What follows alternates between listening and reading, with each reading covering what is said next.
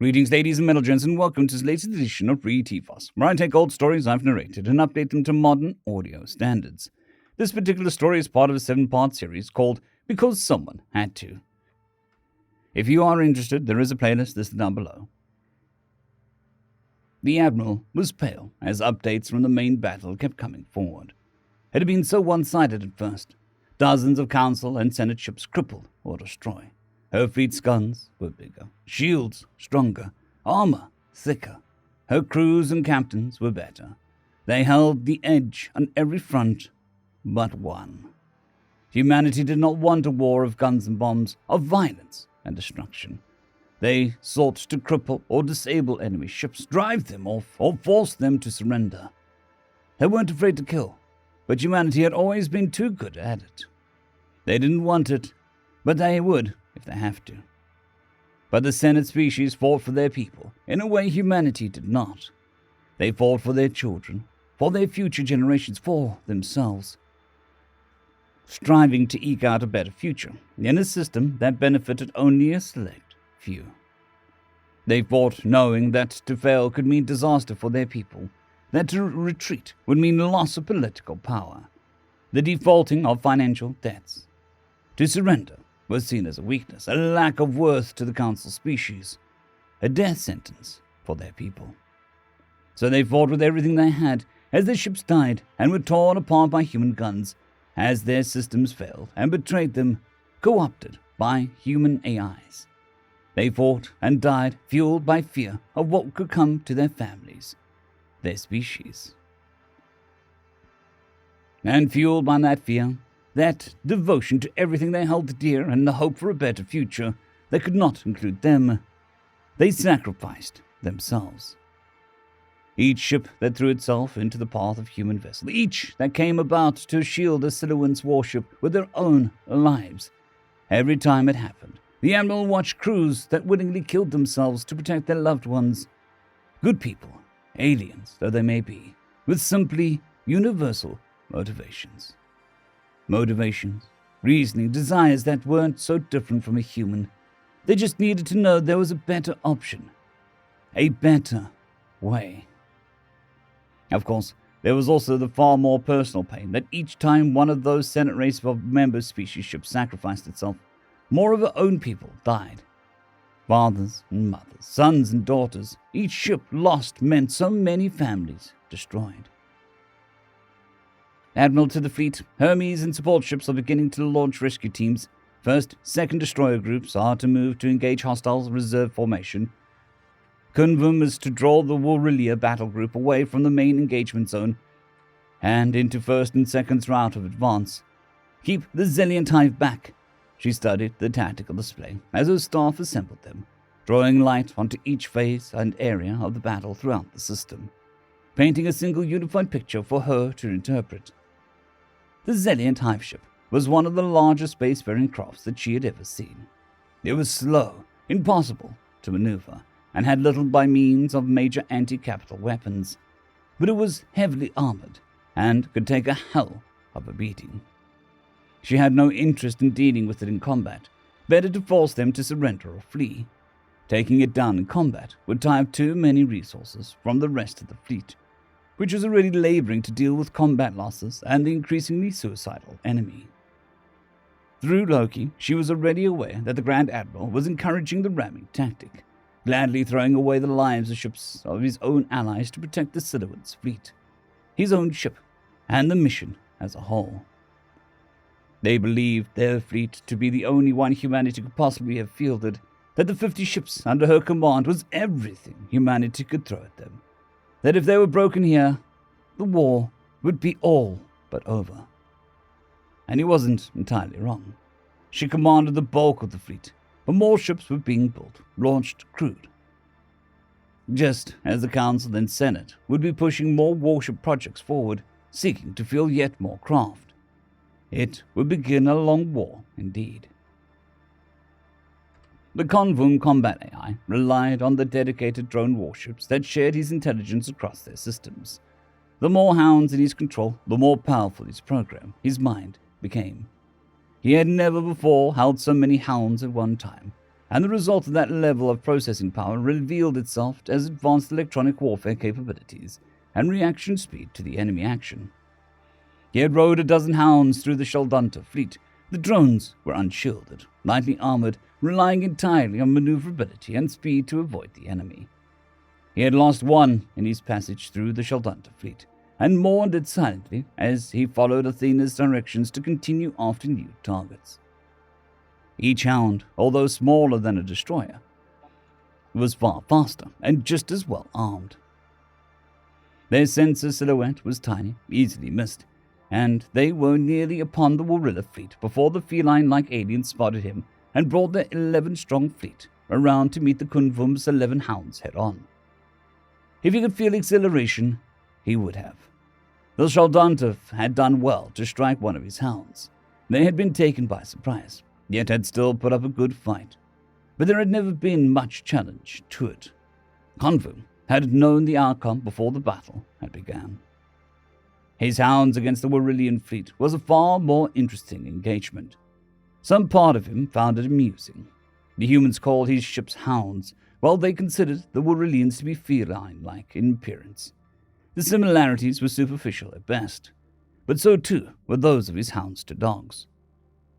He would not have been surprised if it had been all Loki's doing, arranging the fleet arrangements and movements of the punitive fleet contingents to try and urge the Warillia into his path. The Warillia were a predator-evolved species. They were built for the chase, and so, as the two fleets neared, they began to alter their course, meaning to lead the Kunvums into charging their flanks and the brunt of their combined fire, before giving chase as the hounds would surely pass through their ranks and continue on. Instead, Kunvum's own fleet charged ahead as if about to do exactly as the Warillians wanted. But just as they came upon the enemy weapons range, the hounds split into two separate formations, charging either end of the Warillian battle line. They were forced to make minor adjustments at the last moment, firing into what they tracked as the hounds' course, only for Kunvum's ships to make a sudden last-moment course correction and charge into the center of the Warillian line instead. Shots flew wide. Weapons and gunnery crews struggled to track the last-second course changes, equally struggling to understand how any living crew could have survived such dramatic changes in course over such short distances. A few shots found their mark, gouging rents into the armor of the lead hounds, and the hounds returned fire at point blank. Warillian ships flared and failed. Hulls were pummeled by high-speed kinetic weapons. Their armor dimpled, then shredded as those high-speed projectiles pierced the hull, only to begin shredding through softer interior systems. They didn't have the same opinion of how heavily reinforced the interior structure of the warship needed to be, and 1-kilogram tungsten steel spheres flashed through the ship's interiors, shredding systems and crew alike. Those that survived were faced with explosive decompression of the interior compartments. Lances of energy and weapons fire melted and sliced through the already shieldless vessels. In their first pass, the hounds took 3 Warillia craft. The Warillia struggled to bring their ships about to give chase, weapons again pivoting in their turrets to regain firing solutions on the human AI ships. They were met by a sight of those very same vessels breaking and coming about in perfect symmetry, ready for another, albeit slower, run at the Warillia battle line. Elements of the punitive fleet broke through the main line of the battle and made full speed towards the Hermes and her escorts. Many were already damaged, but seeing openings in the human formations, they had surged forward, intent on trying to take out the human support vessels and earn themselves a credit in the eyes of the Council races. That opportunity was quickly taken from them, though, as first and second destroyer groups made their own advance in the obvious maneuver to reach the Siluan's flagship and its own escorts. Knowing a counselor was aboard that flagship, those vessels that had been bound to the Hermes broke off their own advance, heading instead after the destroyer groups. Through it all, the Admiral and Athena worked tirelessly to coordinate the fleet and its myriad parts. Her staff was constantly compiling and updating data on the Hermes' many deployed squadrons, ammunition stores, damage reports, fuel, debris trajectories. Athena's attention was split between the information Loki constantly provided of plotted hostile movements and targeting systems, pushing forward tactical suggestions and observations to the Admiral's staff, and plotting their own side of the battle with their fellow AIs. The myriad individual fleets that had made up the punitive fleet simply could not keep up with the humans' ability to adapt and adjust their formations and tactics. As that revelation dawned on them that the battle was lost before it had ever begun, the desperation began to reveal itself in the form of suicidal charges and deadly collisions. The member races knew the battle was lost and knew what would happen if they did not make a good showing of themselves.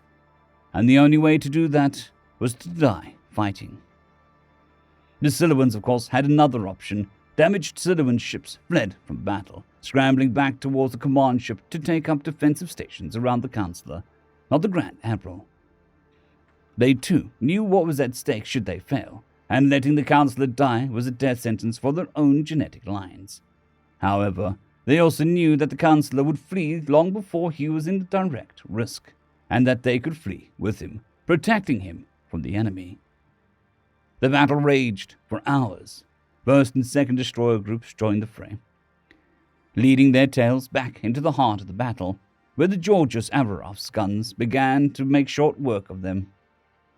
3 Sheldonta ships entered the fray, making straight for the powerful battleship.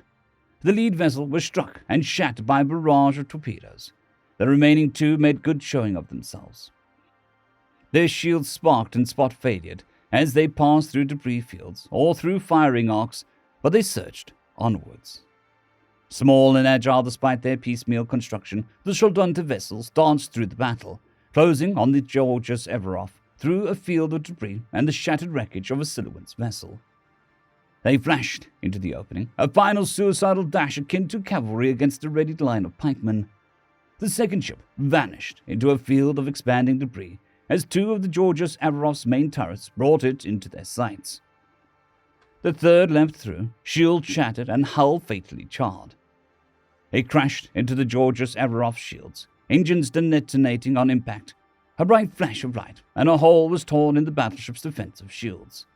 Debris from the second craft tumbled through, crashing against the battleship's hull. Flashes of heat from the kinetic impact. The massive ship wasn't even visibly rocked by the impacts. Its shields slowly reformed over the hole the Sheldonta had punched into them. The main guns calmly resumed tracking new targets. Convoom's helms dueled with the Warilla, both fleets dancing around each other in an ever-tightening dance. Each AI vessel destroyed lessened his ability to see and predict their movements. Each Warilla ship lost meant a new hole in their formation, a new weakness for the AI to exploit. 3 hounds remained when the last of the 2 Warilla ships fled, a first for their people. Damaged, barely able to limp away, they fell in around the massive Zilliant hive ship, not yet aware that it had already accepted Loki's option to surrender. It had just entered weapons range, and the brunt of the punitive fleet was destroyed. Aboard the flagship, with less than half the Siluan's fleet holding station around it, and most damaged, the Counselor stood over the dying body of the Grand Admiral, his claws dripping blood and screaming in rage at the crew that had so failed the Siluan's race, failed the Council, failed him. Ignored by most, the communications technician had also been killed. The thought that a low-caste worker had been the only one of the crew that had understood what was gone wrong, working independently to fix the problem, was too insulting to let pass uncorrected. The Siluan's fleet fled, and the Admiral let them. Her fleet had numbered 50 crewed ships when the battle had begun. Convoom had lost 9 of his hounds. Each ship had taken years to build, and would be hard to replace. But as the battle had grown desperate, the suicide runs to the lesser races of the Senate had taken a heavy toll. Dozens of ships had been lost, and most of those that remained were badly damaged. She had lost thousands of skilled crew, an irreplaceable resource. Ships could be rebuilt, but experienced crew, friends, and family, they could never be replaced. The willingness of those aliens to throw themselves in human guns, to kill themselves in desperate acts to cripple or destroy the human warship. It had shown her a glimpse of the war to come. A long, brutal, and bloody war. Coming alongside now, sir, we've detected Atmo in 3 areas. It's cold in there. but thermals are detecting heat signatures. A few dozen survivors, maybe. The shuttle's flight engineer stood in the hatchway between the crew area and the main compartment of the rescue shuttle. A dozen men and women were seating their helmets and slinging gear. Then the team leader offered a confirmatory thumbs up before finishing seating his helmet and activating his intercom. Roger that, 3 teams, thumbs, kettle. He indicated 2 members of the rescue team, senior and experienced hands, and they responded in turn. Nicknames, of course. Thumbs, because he only had one real one. A poster boy in his early days of the don't put your fingers where you wouldn't put your lesson. Kettle, because she was a large Congolese woman named Potter, and she liked tea, which had only come out after she'd received the name. The rescue team formed up, and the flight engineer sealed off the chamber before it depressurized. Moments later, the 12 were leaving the relative safety of the shuttle's hold, entering the hazardous realm of the tumbling debris field around the wrecked Saltonta fleet. They made their way into the ship easily enough. It had been torn apart by weapons fire. The ship's haphazardly formed hull was pockmarked with dozen direct hits. And it was some sort of miracle that there could be anyone left alive on board. 3 other shuttles, little more than tugs, had carefully latched onto the debris and managed to slow its uncontrolled tumble through space. They were still working to slow it to a stop, and once done would immediately be off towards the next wreck and the next waiting rescue teams. Apparently, the Shaldanta had learned long ago how dangerously fragile or prone to structural failure their scavenged ships could be, and many of the main rooms doubled as lifeboats. The team split up as they entered the ship, Kettle leading hers away along the ship's hull towards another tear that was closer to their destination. Thumbs took his team down a separate corridor, its length sickeningly twisting as the ship's hull had corkscrewed and twisted during the battle, and exposed to the void of space in some areas. And Stone led his own team towards the nearest of the 3 lifeboats. He earned his nickname because he was known to be a deadpan and steady, letting everything life threw at him wash over him like a stone in a river. Of course, stones in water tended to get worn away over time, no matter how sturdy they seemed. As they moved along, he carefully moved the shredded, charred bodies of the Shalduntan out of their path. The things were barely half his height, and the only reason the hulls were large enough for him and his team to move through was because the ship was salvaged, not custom built. He spent a moment to study its face before gently pushing it away and into the void through another large hole in the bulkhead, pressing on. They reached a sealed door, a single flashing green light above it. The team worked quickly, without any guidance from Stone. 2 worked in lining the surviving bulkheads on either side of the doorway with cable, then attached a top-like membrane that quickly sealed off an airtight space outside the door of the lifeboat. The cables were then attached to a power source and charged, and the membrane suddenly hardened as strong as steel. The 3rd crew member then activated the pack she had been carrying through the wrecked ship and filled the newly formed chamber with atmosphere hospitable to Shaldanta in the room beyond. The green light above the door suddenly flashed to orange, the sensor detecting atmosphere and unlocking automatically.